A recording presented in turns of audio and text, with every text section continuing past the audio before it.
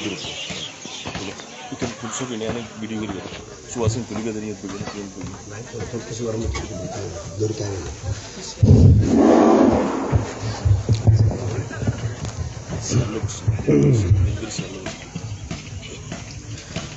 Assalamualaikum warahmatullahi ta'ala wabarakatuh.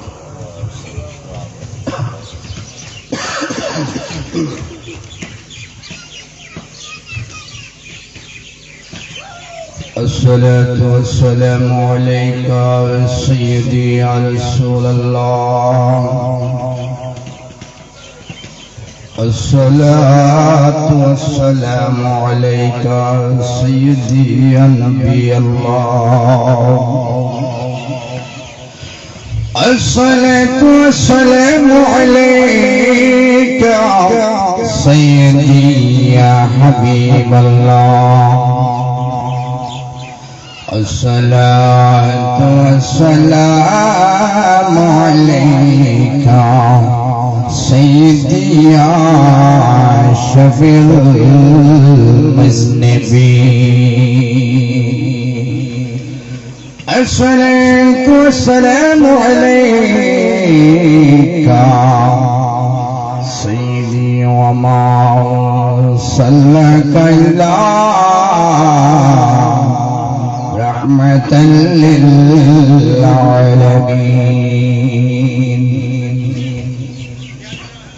الحمد لله رب العالمين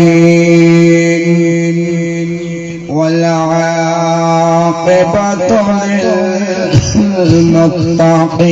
للمتقين والصلاة والسلام على من كان نبيا وآدم بين الماء والدين وعلى آله وأصحابه أجمعين. أما بعد فقد قال الله تعالى عز وجل في شأن حبيبه آمرا ومخبرا إن الله وملائكته يصلون على النبي يا أيها الذين آمنوا صلوا عليه وسلموا تسليما. صلى الله على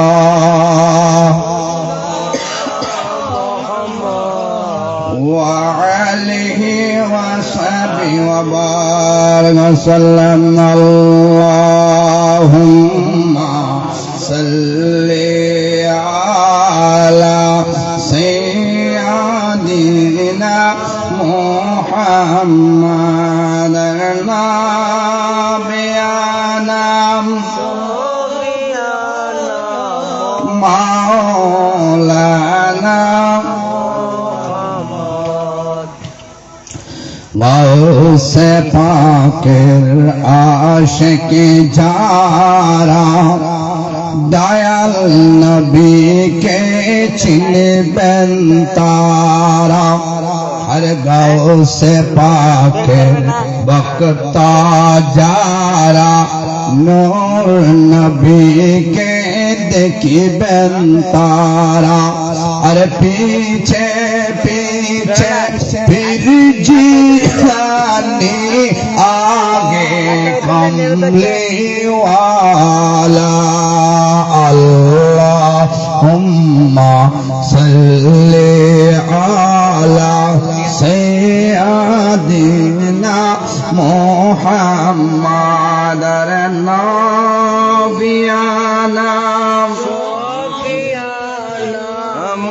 মাওলানা মুহাম্মাদ সালাতুন ইয়া রাসূলুল্লাহ আলাইকুম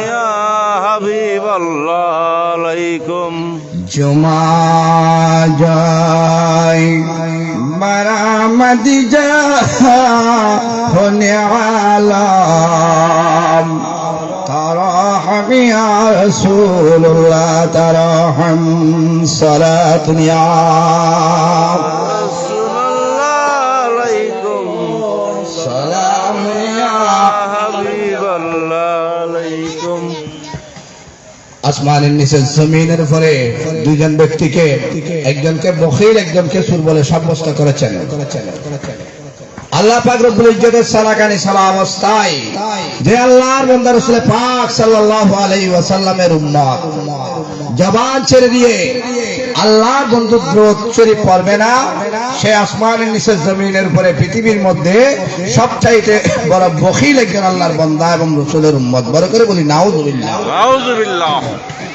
যে আল্লাহর বান্দাকে সুর বলেছেন যিনি নামাজ চলাকালীন অবস্থায় ইমাম সাহেব আজান দিচ্ছেন হাইয়া আলাস সালাহ হাইয়া আলাল ফালাহ আজানের ধ্বনি হচ্ছে ওই বান্দা মসজিদের পাশ দিয়ে চলে যাচ্ছেন নামাজ পড়ছেন না ওই আল্লাহর বান্দা রাসূলের উম্মতের ভিতর আসমানের নিচে জমিনের উপরে সবচাইতে বড় বখিল হচ্ছে ওই আল্লাহর বান্দা বলে করে বলি নাউযুবিল্লাহ নাউযুবিল্লাহ সুতরাং আমরা বখিলের দরজায় থাকতে চাই না আমরা বরঞ্চ আল্লাহ এবং রাসূলের রাজামন্দির এবং ইখতিয়ার হাসিল করতে চাই বড় করে বলি সুবহানাল্লাহ সুবহানাল্লাহ সেজন্য আমরা জবান ছেড়ে দিয়ে একটু আওয়াজ করে পড়তে চাই একটু কলবকে চিন্তা করি একটু জিকির করি حسبي ربي جل الله ما بقلبي غير الله حسبي ربي صلى الله ما بقلبي غير الله نور محمد صلى الله لا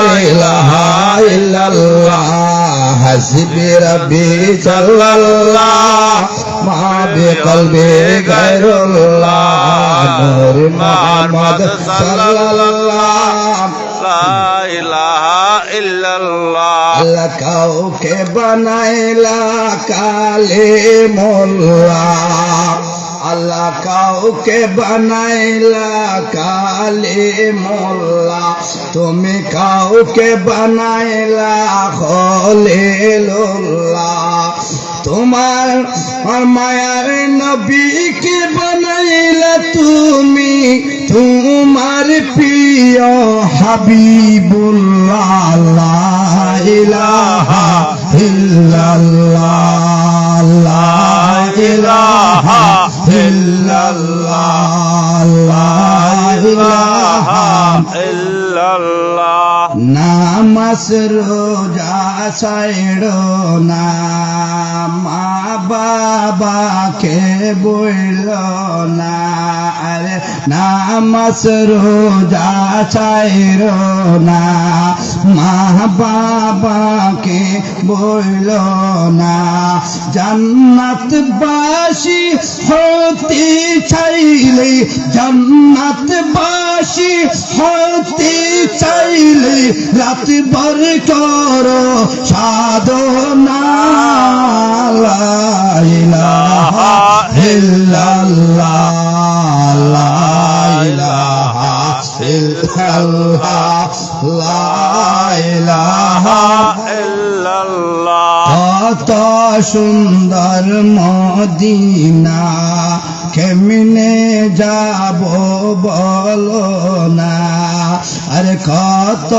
সুন্দর সোনার মদিনা কেমনে যাব জানি না দয়া করো দয়া আল্লাহ মায়া করো দয়াল আল্লাহ মিটাও মনের বাসনা লা ইলাহা ইল্লাল্লাহ লা ইলাহা ইল্লাল্লাহ লা ইলাহা ইল্লাল্লাহ লা ইলাহা ইল্লাল্লাহ মুহাম্মাদুর রাসূলুল্লাহ সাল্লাল্লাহু আলাইহি ওয়াসাল্লাম আউযু বিল্লাহি মিনাশ শাইতানির রাজীম বিসমিল্লাহির রহমানির রহিম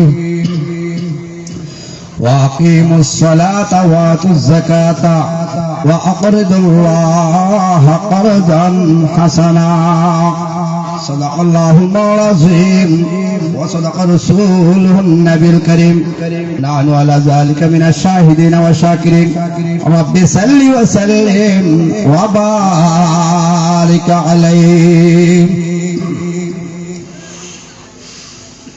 একজন কবি হয়ে এত সুন্দর করে একটি নাতের কলি বলেছেন যেটা ধারণার বাহিরে। আমরা বলে থাকি কবি নজরুল করিয়াছ বল দাড়ি মোছ রাখো নাই রেখিয়াছ লম্বা লম্বা চুল। সেই কবি নজরুল উনি বাংলা সাহিত্য হয়েও সুন্দর করে নবীর প্রশংসা করেছেন। নবী মোর পরশমণি, একটু বলেন না, নবী মোর পরশমণি আর নবী মোর সোনার খনি, নবী নাম জপে যেজন সেই তো দুজাহানের ধনী। নবী মোর পরশমণি ওই নামে সুর দরিয়া পাখি যায় গান করিয়া, ওই নামে আকুল হয়ে, ওই নামে আকুল হয়ে ফুল ফুটে সোনার বরণী। নবী মোর পরশমণি আর নবী মোর সোনার খনি, নবী নাম জপে যেজন সেই তো দুজাহানের ধনী। নবী মোর পরশমণি।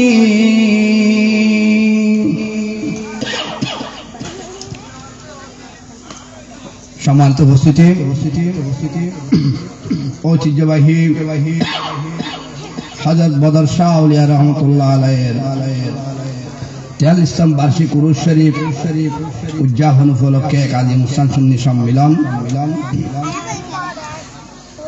এলাকাবাসী উপবাসী যৌথ উদ্যোগে 43তম সুন্নি সম্মিলন অতিবাহিত হতে চলেছে। আজকের সভাপতি, উদ্বোধক এবং মেহমানে আলা, আজকের যিনি প্রধান ওয়াইজিন, সুদূর থেকে আগত মাওলানা মোহাম্মদ নিজামুদ্দিন আল কাদেরী, প্রতিষ্ঠাতা ও পরিচালক গাউসিয়া তাহিরিয়া সুন্নিয়া শাহ আমিন একাডেমি ফেনী, যিনি আজকের প্রধান বক্তা হিসেবে উপস্থিত থাকবেন। আপনাদের সুপরিচিত, আপনাদের এলাকারই সন্তান, পশ্চিম এনায়েতপুর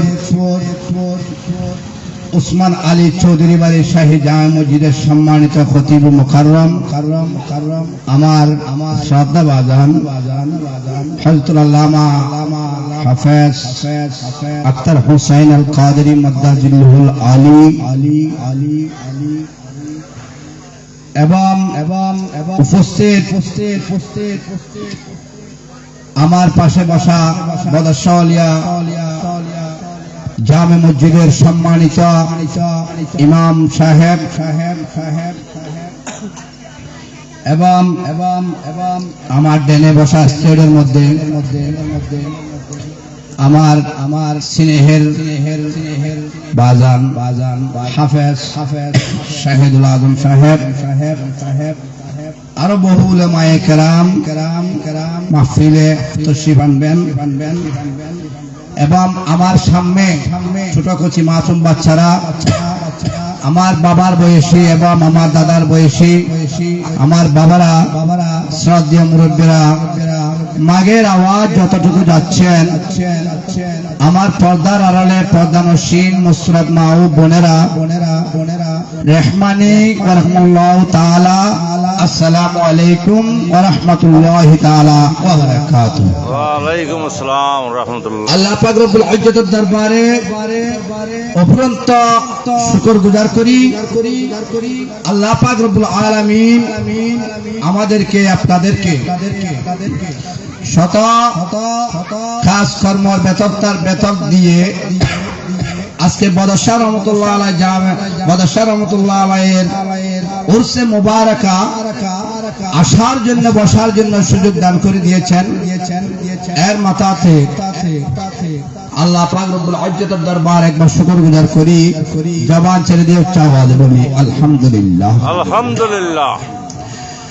এর সাথে সাথে আল্লাহর মাহবুব নবী, হায়াতুন নবী, জিন্দা নবী, নূরওয়ালা নবী, কামলিওয়ালা নবী, শাফাঈওয়ালা নবী, দু জাহানের বাদশা নবী হযরতে আহমদ মুস্তাফা মুহাম্মদ মুস্তাফা সাল্লাল্লাহু আলাইহি ওয়াসাল্লামের উপর শুকরগুজার করি।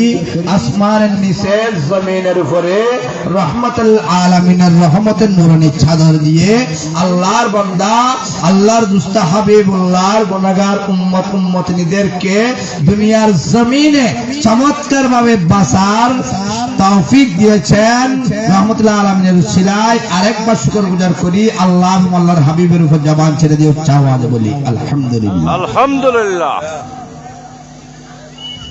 জয় হোক, জয় হোক, জয় হোক। আপনারা যারা আজকের এই মাহফিলের মধ্যে এসেছেন, আমি আপনাদের শুকরগুজার করতেছি।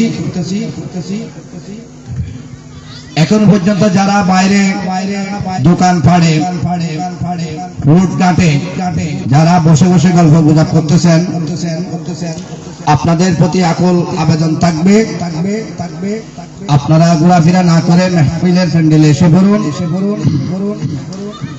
আজকের সময় কারোর জন্য অপেক্ষা করবে না। অত আপনাকে মনে করতে হবে এখান থেকে আপনার শেষ নিঃশ্বাস তত ত্যাগ হতে পারে, ঠিক কিনা?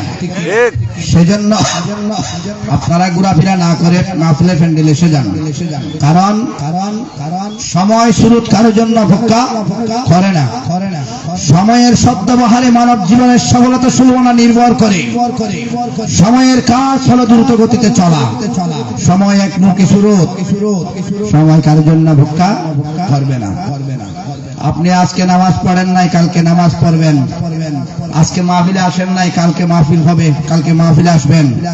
অত আল্লাহ পাক রব্বুল ইজ্জত আপনার হায়াতের বাজেট হয়তো আজকে রাত্রের মধ্যে শেষ হয়ে যেতে পারে, কিন্তু কালকের সময় আপনি বন্দা পাবেন না, ঠিক কিনা বাবারা? তাহলে মাহফিলে আসা দরকার আছে কিনা? আছে। মাহফিলে আসা মানে নবীর জান্নাতের বাগানে এসে বলা, বলে করে বলি সুবহানাল্লাহ। তাহলে এবার আসুন, হায়াত, মত, রিজিক, দন্দৌলত, মান সম্মান, ইজ্জত আবরত, বড় করে বলি সুবহানাল্লাহ। সুবহানাল্লাহ। কয়টা হলো বাবা? পাঁচটা। কয়টা? আল্লাহ পাক রব্বুল ইজ্জত এই পাঁচটি জিনিস আল্লাহ কোন আল্লাহর বান্দা বান্দিনী দুনিয়ার জমিনে শক্তিশালী প্রভাবশালী ব্যক্তি, এমপি, মন্ত্রী, চেয়ারম্যান, জজ, ব্যারিস্টার, কোর্ট কাছারি, কোর্ট আদালত এবং রাষ্ট্রীয়ভাবে, বিজ্ঞানিকভাবে, সামাজিকভাবে কোন আল্লাহর বান্দা বন্দিনীকে আল্লাহ এই পাঁচটি জিনিসের ক্ষমতা দান করেন নাই, বড় করে বলি সুবহানাল্লাহ। এই সব পাঁচটি জিনিসের ক্ষমতা আমার লামাকানের খোদা কুদরতুর রিমোটের মধ্যে রেখে দিয়েছেন সুবহানাল্লাহ। সেই পাঁচটি জিনিস, প্রথম নম্বর হায়াত। হায়াতের মালিক কে? আল্লাহ। দ্বিতীয় নম্বর মতের মালিক কে? আল্লাহ। তৃতীয় নম্বর রিজিক, রিজিকের মালিক কে? আল্লাহ। চতুর্থ নম্বর দন্দৌলতের মালিক কে?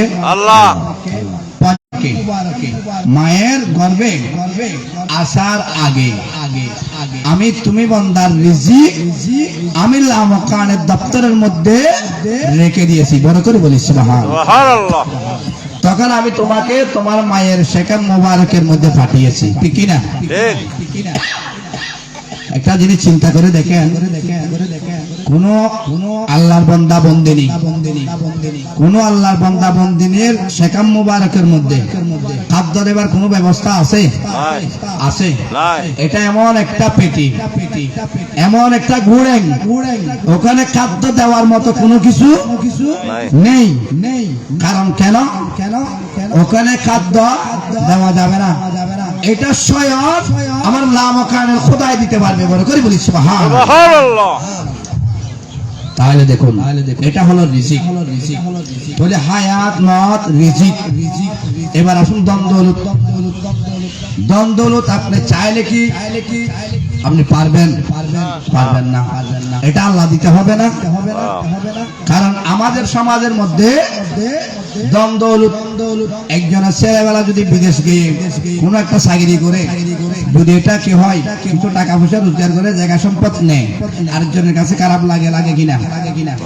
কারণ এটা উনি নিয়েছে, এটা নয়, এটা স্বয়ং মালিক দিয়েছে, বড় করে বলি সুবহানাল্লাহ। এবার আসুন, আমার সময় অতি সংকীর্ণ, তখন এবার আসুন মান সম্মান।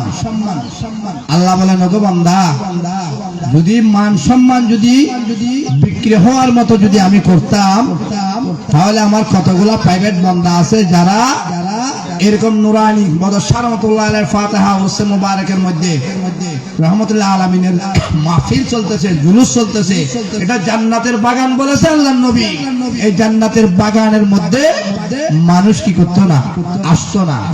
সেজন্য যারা আমার কতগুলা প্রাইভেট বান্দা আছে, যারা গোপনে বসে বসে আমার কি করে জিকির করে এবং আমার বন্ধু হাবিবুল্লাহর দরুদ সালাম পেশ করে, বলে করে বলি সুবহানাল্লাহ। তাহলে এবার আসুন, আমরা গুনাহ করার জন্য আমরা সবাই প্রস্তুত থাকি, ঠিক কি না? আপনারা গুনাহ করতে কি চান? না। কোন আল্লাহর বান্দা এবং বন্দিনী যদি গুনাহ করার কথা যদি মনে পড়ে, তাহলে তিনটি কথা খেয়াল করতে হবে। কয়টি কথা বলেছি? তিনটি কথা। কারণ প্রথম নম্বর হলো, আপনার যখন গুনাহ করার স্বাদ যখন আপনার মনের মধ্যে জাগাবে, বুঝে বলো না বুঝে বলো, তখন আপনি কি করবেন? খেয়াল করবেন, আল্লাহ পাক রব্বুল আলামিন আমাকে দেখতেছে, আল্লাহ এবং রাসূল কি করতেছে? আমি বান্দাকে দেখতেছে, গুনাহ করা যাবে না। দ্বিতীয় নাম্বার, তাও যদি আপনার কাছে স্বাদ জাগে, গুনাহ করার কথা যদি মনে পড়ে, আপনাকে আবার মনে খেয়াল করতে হবে কি? আল্লাহর নূরানি জগতের মালায়েকা ফেরেশতারা, অদৃশ্য ফেরেশতারা কি করতেছে? লিখতেছে, বলে করে বলি সুবহানাল্লাহ। এরপরও যদি আপনার কাছে যদি গুনাহ করার কথা যদি আবারও মনে পড়ে, গুনাহ করলে কি হয়েছে, এটা আল্লাহ দেখলো দেখবে, আর না দেখলো না দেখবে, আল্লাহকে কি আমি কি আল্লাহকে দেখতেছি? এটা মনে করো, যখন আপনার গুনাহ করার স্বাদ মিটবে না, গুনাহ করতে চাইবা, তখন আপনাকে খেয়াল করতে হবে কি হিসাব হবে। আল্লাহর দরবার কি হবে? হিসাব হবে। হিসাব কখন হবে? ইয়াউমুল কিয়ামা, বলে করে বলি সুবহানাল্লাহ। তাইলে এবার আসুন, প্রথম নাম্বার, কোন আল্লাহর বান্দা বান্দিনী যদি গুনাহ করতে চায়, তাহলে খেয়াল করতে হবে, আল্লাহ এবং রাসূল তুমি বান্দাকে জমিনের মধ্যে দেখতেছে। গুনাহ করা যাবে না। দ্বিতীয় নাম্বার, এরপরে যখন গুনাহ করবেন, খেয়াল করতে হবে, নূরানি জগতের অদৃশ্য মালায়েকা ফেরেশতারা তুমি বান্দার গুনাহ লিখতেছে। এরপরে যখন গুনাহ করার স্বাদ মিটবে না, খেয়াল করতে হবে, আপনাকে হিসাব দিতে হবে হাসরের ময়দানে, ইয়াউমুল কিয়ামা। হুজুর কেমন হিসাব হবে একটু খুলে বলতে হবে, কারণ আমার আল্লাহ হুজুর জবানে কোরআনের মধ্যে দিয়ে দিলেন, বিসমিল্লাহির রহমানির রহিম, ফামান ইয়ামাল মিসকালা যাররাতিন খায়রান ওয়া মান ইয়ামাল মিসকালা যাররাতিন শাররান ইয়ারা। বলুন সুবহানাল্লাহ। এমন ভাবে তোমাকে হিসাব দিতে হবে। একটি বালুর কণাকে যদি সত্যের পরে যদি ভাগ করা হয়, ওখানে কিছু থাকেনি বাবা, থাকে না।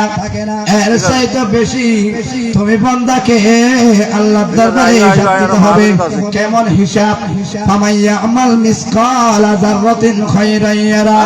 এটা তুমি বান্দা আল্লাহর দরবারে যারা যারা পরিমাণ হিসাব দিতে হবে, ঠিক কি না? গুনাহ করার আসবে আসবে না, তাহলে এখান থেকে একটি কথা জানুন, হযরত মুসা কালিমুল্লাহ আলাইহিস সালাতু ওয়াস সালাম, হযরত মুসা কালিমুল্লাহ আলাইহিস সালাতু ওয়াস সালাম আল্লাহ পাক রব্বুল ইজ্জতের দরবারের মধ্যে কথা বলতো। আপনারা জানেন কথা বলতো মুসা কালিমুল্লাহ আলাইহিস সালাতু ওয়াস সালাম। এটা হলো বনি ইসরাইলের যুগের মধ্যে। তখন মুসা নবী তুর পাহাড়ের মধ্যে কথা বলতো আল্লাহর সাথে। আরেকদিন বেশি দুর্ভিক্ষ নেমে আসলো, বনি ইসরাইলের যুগের মধ্যে বেশি অভাব আসলো, অভাব। এরপরে আল্লাহ পাক রব্বুল আলামিনের দরবারে মুসা পয়গম্বর আলাইহিস সালাতু ওয়াস সালাম তুর পাহাড়ের মধ্যে গিয়ে বলতে লাগলেন, আল্লাহ, আমি এবং আমার কওম অর্থাৎ আমার উম্মতরা কোন কাজটা করলে তুমি আল্লাহ আমার উপর এবং আমি মুসার কওমের উপর খুশি হবে? বরকত বলি সুবহানাল্লাহ। আল্লাহ পাক রব্বুল আলামিন গায়বী ভাবে মুসা কালিমুল্লাহকে জবাব দিতে লাগলেন, ওগো মুসা, তুমি যদি আসমানের নিচে জমিনের উপরে 4টা আলামত যদি তুমি দেখতে পাও, তাহলে বুঝতে পারবে আমি লামকানের খোদা, তুমি মুসা পয়গম্বর এবং তোমার কওমের উপর রাজি হয়েছি। বরকত বলি সুবহানাল্লাহ। প্রথম নাম্বার, আসমান থেকে যখন অনবরত যখন বৃষ্টি হয়, এখানে বৃষ্টি হয়, তখন আমার মা বোনেরা কি করে? গালাগালি করে না? বেশি বৃষ্টি হলে মা বোনেরা গাল দেয় না? গালি দেয়। আবার দাদা নাতিন নাতিনকে কি বলে? ডিসটেন্স বলে। কিভাবে? হজ নাতি হজ যাতে জ্বর বেশি পড়ে, হজ একখান হাত শোনান, হজে আয়খান হতা হলি হজে কেনা বাদ দি যায় রে ডেলে মাঝে আসি মাঝে বই ইয়ে হজে সূর্যমি কে চায় চায় হয় না না হয় হয়তো জাগো কেলা গাছ তলে বই গই খেলা ওই বাতি হজর শুদ্ধ মুখান সাহাতি হয় না হয় এমনি কে করি আরে দাদা নাতিরে কি দেয় সান্ত্বনা দেয় না দেয়। কিন্তু আমার মা বোনেরা এটা বুঝে না, গালিগালাজ করে। আমি বিশেষ করে বলতে চাই আমার মাগেরা ওয়াজ যতটুকু যাচ্ছেন আমার ফরদান নসীন মা বোনেরা একটু শ্রবণ করুন, কথাটা খেয়াল করুন। যে সময়ের মধ্যে অনবরত বৃষ্টি হয়, তুমি বুঝতে হবে আল্লাহ পাক রব্বুল আলামিন আল্লাহর বান্দা বন্দিনীর উপর খুশি হয়েছে। সুবহানাল্লাহ। আর গালি দেওয়া আসবে না। প্রথম নাম্বার। এবার দ্বিতীয় নাম্বার হলাম যার ঘরের মধ্যে একটি কন্যা সন্তান হয়, এগুলা আল্লাহ মুসা নবীকে বলতেছেন, যার ঘরে একজন কন্যা সন্তান হয়, যদি আমাদের ঘরে কন্যা সন্তান মেয়ে একটা দুইটা তিনটা যদি হয় আর ওনার চেহারা দেখা যায় না, দেখা যায় এটা তো রিজিকের ফয়সালা কে করবে? আল্লাহ। এটা কি রিজিকের ফয়সালা কি দুনিয়াতে এসে করেছে নাকি দুনিয়ায় আসার আগে থেকে রিজিকের ফয়সালা করে দিয়েছে আল্লাহ? সুবহানাল্লাহ। তাহলে আপনি বড় হওয়ার কোনো কিছু নেই, আপনাকে কি হবে? ওয়াবতাগু ইলাইহি উসিলা, আপনাকে একটু কষ্ট করে উসিলা তালাশ করতে হবে। সুবহানাল্লাহ। তাহলে আপনাকে আর তালাশালি হতে হবে না, এটা রিজিকের ফয়সালা আল্লাহ করবে। আমি বলতে চাই আমার বাবারা ভাইয়েরা, বাদশাহ আউলিয়ার চতুর্পাশে আমার মা বোনেরা খেয়াল করুন, আমার যুবক বাবারা খেয়াল করুন। কন্যা সন্তান একটা নয়, দুইটা নয়, তিনটা হোক, চারটা হোক, যদি আপনি ভালোভাবে যদি লালন পালন করেন, দুনিয়ার জমিন থেকে যদি মান এবং সম্মান অবরত রেখে আপনি যদি বাপের ঘর থেকে যদি স্বামীর ঘরে যদি দিতে পারো, স্বামীর ঘরেও যদি স্বামীর মন এবং স্বামীর পরিবারের মন যদি জয় করে, ওই নারী যদি দুনিয়ার জমিন থেকে যদি ইন্তেকাল হয়ে যায়, আল্লাহ পাক রব্বুল আলামিন উনি ইন্তেকাল হতে দেরি, আল্লাহ ওনার জন্য জান্নাত নির্ধারিত করতে দেরি হবে না। সুবহানাল্লাহ। এটার প্রমাণ হলো যারা জান্নাতি, ওই ময়ূর যখন হাটের মধ্যে তোলা হয় জানাজা পড়ার জন্য, তখন উনি কবর দেখে, কি পর্যন্ত দেখে? কবর দেখে। উনি যদি জান্নাতে হয় তাড়াতাড়ি বলে, আল্লাহ আপনি আমাকে তাড়াতাড়ি জান্নাতে দিয়ে দেন। সুবহানাল্লাহ। আর যদি জাহান্নামী হয়, বদনসিব হয়, উনি কান্নাকাটি করেন। সেই জন্য এখান থেকে আরেকটি কথা আছে, জানাজার নামাজ পড়বেন আপনারা, দুইটি লাভ। জানাজা পড়লে কয়টি লাভ? দুইটি লাভ।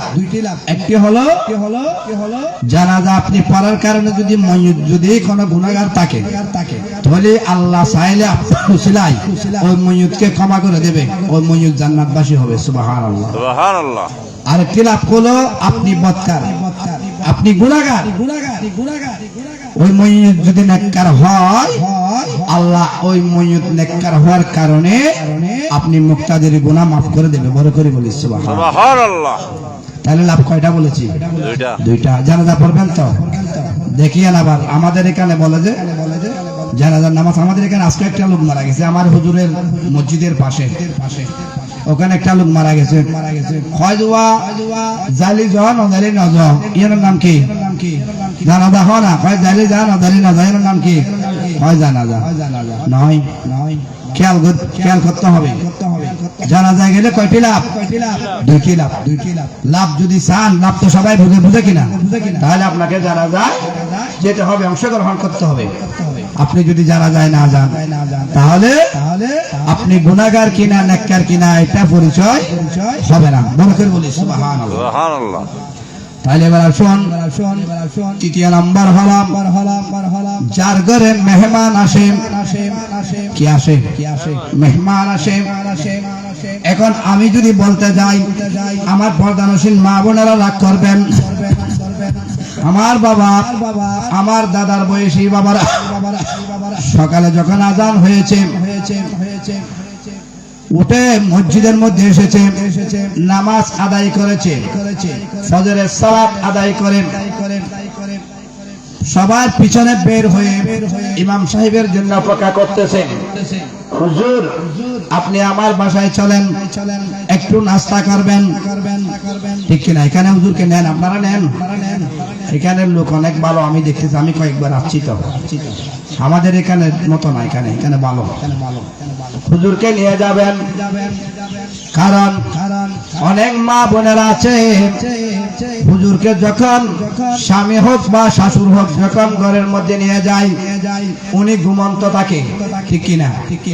এখন ঘুমন্ত থাকে না। যখন বলে ওয়াবো বা ওয়াবো আর মা ওরা হুজুরে শিব, উনি মন্দ গালিগালাজ করে কিনা? এটা করা যাবে না। যার ঘরে মেহমান আসে, আমার আল্লাহ বলেন ওগো বান্দা, ওই মেহমানের রিজিক আমি ওই মেহমানের সাথে তোমার ঘরের মধ্যে দিয়ে দিয়েছি। সুবহানাল্লাহ। ওটা করা যাবে না, কারণ মেহমান আসা মানে ভাগ্য। আপনি মেহমানকে নাস্তা করিয়েছেন সকালবেলা, এরপরে হুজুর কি করলেন? হাত তুলে দিলেন আল্লাহর কাছে, লাইন শাকারতুম লাযিদান্নাকুম ওয়া লাইন কাফারতুম ইন্না আযাবি লাশাদীদ। এভাবে আল্লাহর দরবারে শুকরিয়া আদায় করতে লাগলেন। আল্লাহ বলেন ওগো বান্দা, তুমি আমার বান্দা বন্দাকে নিয়ে যখন তুমি কারা করেছো, আমার বন্দা যখন তোমাকে নিয়ে যখন দোয়া করলো, আমি আল্লাহ ওখানে বসে থাকতে পারি নাই। আমার আল্লাহ বলেন, এ জিব্রাইল যাও যাও যাও অমুক বাড়ি হযরতে হাফাজার শাহরাতুল্লাহ আলাইহির মসজিদের চতুর্পাশে যাও, ওই ঘরের মধ্যে যাও, ওই ঘরের মধ্যে আমার বান্দাকে নিয়ে দোয়া করতেছে। আমার বান্দার দোয়া আসমানের মধ্যে তুমি জিব্রাইল আমি আল্লাহ দরবারে নিয়ে আসো। সুবহানাল্লাহ সুবহানাল্লাহ। লাভ আছে কিনা? হুজুর দোয়া করবে না? নাস্তা করে দোয়া করে না? হুজুরকে নিলে লাভ আছে কিনা? হুজুর বলি না, একজন মুসল্লিকেও যদি আপনি নিয়ে যান লাভ আছে কিনা? উনি দোয়া না করলে ওনার অন্তরে দোয়া করবে না? হ্যাঁ, আল্লাহ কি চাই? সুন্দর ভক্তা, সুন্দর জামা, এগুলা চাই? টাকা পয়সা নাকি কি? কলবের বাসনা ভরে করে বলি সুবহানাল্লাহ। তাহলে এবার আসুন চতুর্থ নাম্বার হলো যাদের ঘরে প্রথম নাম্বার বললাম কি বৃষ্টি, দ্বিতীয় নাম্বার হলাম মেহমান। তাহলে ওই আল্লাহর বান্দাকে দেখতে যাওয়া হয় না? হয় এটা বলা যাবে না। এবার আসুন, আমি বলতে চেয়েছিলাম মুসা কালিমুল্লাহ আলাইহিস সালাতু ওয়াস সালামকে আল্লাহ এই কথা যখন বললেন, মুসা নবী এবং মুসা নবী এই কথা উম্মতদেরকে বলেছে, বলার পরে আর দেরি করে নাই। এভাবে যখন চলতে লাগলো বনি ইসরাইলের যুগে, হযরত মুসা কালিমুল্লাহ আলাইহিস সালাতু ওয়াস সালামের আর কোনদিন অভাব অনটন আসে নাই। এভাবে চলতে চলতে মুসা বনি ইসরাইলের যুগে আমাদের নবী দুনিয়ার জমিনে আগমন করেছে। বরকত বলি সুবহানাল্লাহ। তাইলে আমার মূল বক্তব্য এখনো আমি আসি নাই। হযরতে জিবরাইল আমিন ছিলেন তো? হযরতে জিবরাইল আলাইহিস সালাতু ওয়াস সালামের কাছে 600 পাকা আছে। কয়শত? 600। এই জিবরাইল আমিন এই 600 পাকা একই সঙ্গে 60টি জায়গার মধ্যে ব্যবহার করেছেন। কয়টি? 60টি হাসানের মধ্যে। এই 4 হাসানের মধ্যে 600 পাকা জিবরাইল আমিন একই সঙ্গে ব্যবহার করেছেন। এই ঘটনাটা এখানে উলামায়ে কেরামরা আছে, এই ঘটনাটা 2টি কিতাবের মধ্যে উল্লেখ আছে। একটি হলো তাফসীরে জালালাইন শরীফ, আরেকটি হলো তাফসীরে রুহুল বয়ান। বড় করে বলি সুবহানাল্লাহ। তাফসীরে জালালাইন শরীফ 30 খণ্ড। কয় খণ্ড? 30 পারা। এখানে তাফসীরে জালালাইন শরীফের লেখক 2 জন। কয়জন? 2 জন। তাফসীরে জালালাইন শরীফ প্রথম লেখক হলো হযরতে জালালউদ্দিন মুহল্লি রাহমাতুল্লাহ আলাইহি। বড় করে বলি সুবহানাল্লাহ। উনি 15 পারা লেখে 15 খণ্ড লেখে দুনিয়ার জমিন থেকে ওফাত হয়েছে। আল্লাহর ডাকে সাড়া দিয়েছে, আলেমে বরজখের মেহমান বনেছে। বড় করে বলি সুবহানাল্লাহ। আর শেষ 15 পারা, শেষ 15 খণ্ড লিখেছে হযরতে জালালউদ্দিন সুয়ুতি রহমাতুল্লাহ আলাইহি। বড় করে বলি সুবহানাল্লাহ। যে জালালউদ্দিন সুয়ুতি রহমাতুল্লাহ আলাইহি 75 বার নবীজিকে দেখেছেন। বড় করে বলি সুবহানাল্লাহ। যে দয়াল নবীকে একবার দেখবে, আমার রাসূল নবুয়তের জমানে ঘোষণা দিচ্ছেন যে ওগো উম্মত, যদি একবার যদি দয়াল নবীকে যদি দেখা হয় স্বপ্ন যুগে, তাহলে তোমার জন্য জান্নাত ওয়াজিব, জাহান্নাম হারাম। বড় করে বলি সুবহানাল্লাহ। কারণ হুজুর এই গ্যারান্টি কিভাবে দিলেন?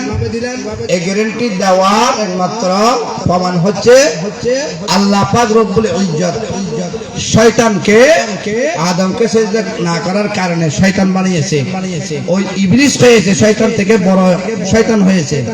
উনি ফরিয়াদ করছে, আল্লাহ ওনাকে মানুষের শিরায় চলার মতো ব্যবস্থা করেছে, ঠিক কি না? ক্ষমতা দিয়েছে, কিন্তু একটি ক্ষমতা দেন নাই, যেটা দয়াল নবীর স্বরূপ ধারণ করা। বলে করে বলি সুবহানাল্লাহ। সেজন্য দয়াল নবীর স্বরূপ কোন কেহ পৃথিবীর জমিন আসমানের নিচে ধরতে পারবে না। যদি কেউ কোনো আল্লাহর বান্দা বান্দি যদি আমার নবীকে দেখে তাহলে মনে করতে হবে সরাসরি আমার নবীকে দেখেছেন। বড় করে বলি সুবহানাল্লাহ। সেই জন্য আল্লাহ পাক রব্বুল আলামিন আমার নবীকে যারা দেখবে তারা আমার নবীকে সরাসরি দেখেছে। সেই জন্য ওনার জন্য জান্নাত ওয়াজিব হয়ে গেছে। বড় করে বলি সুবহানাল্লাহ। আরেকটি কিতাবের মধ্যে আছে ঘটনাটি, এটা হলো তাফসীরে কি রুহুল বয়ান। এটা লেখক হলো হযরত আল্লামা ইসমাইল হক্কি রাহমাতুল্লাহ আলাইহি। বড় করে বলি সুবহানাল্লাহ। তাহলে এবার আসুন তাফসীরে জালালাইন শরীফ 30 খণ্ড আল্লাহ পাক রব্বুল ইজ্জতের কালামুল্লাহ শরীফ পাক পবিত্র কোরআন শরীফ 30 খণ্ড আল্লাহর নবীর দরুদ সালাম 30 খণ্ড মুসমায়ে সালাত রাসূল আল্লাহর বন্ধু হাবিবুল্লাহর হাদিস শরীফ যেটাকে বলা হয় বুখারী শরীফ, এটাও 30 খণ্ড। বড় করে বলি সুবহানাল্লাহ। খেয়াল করবেন। তাহলে আমি বলতে চেয়েছিলাম প্রথম নাম্বার হলাম, আমি এটা বলে শেষ করে দিচ্ছি, হযরত ইব্রাহিম খলিলুল্লাহ আলাইহিস সালাতু ওয়াস সালাম ওনাকে যখন নবুয়তের কুণ্ডলের মধ্যে যখন ফেলে দেওয়া হচ্ছে এমন সময় জিবরাইল আমিন চোখের পলকে আল্লাহ পাক রব্বুল ইজ্জতের দরবারে গেলেন। আল্লাহ আপনার বন্ধুকে নবরতের আগুনের মধ্যে পুড়ে ফেলা হচ্ছে, আপনি কি দেখতে চান না? আপনি যদি বলেন তাহলে আমি জিবরাইল আমিন আমার 600 ডানা দিয়ে আমি নবরতের আগুনকে ধূলিসাৎ করে দেব। বড় করে বলি সুবহানাল্লাহ। কয়শত পাকা কয়শত বলেছি? 600। এটা পাকাটা কি এই প্যান্ডেল থেকে বড় হবে? কিতাবের মধ্যে আসছে যে জিবরাইল আমিনের একটি পাকার দৈর্ঘ্য পৃথিবীর এক সীমান্ত থেকে অন্য সীমান্ত পর্যন্ত। বড় করে বলি সুবহানাল্লাহ। বড় না ছোট? একটি পাকা যদি এখানে দেয় পৃথিবীর মধ্যে, পৃথিবীটা পুরোটা কি হয়ে যাবে? বরাট হয়ে যাবে, ঘুরে যাবে, আর লাগবে না এত বড় পাকা।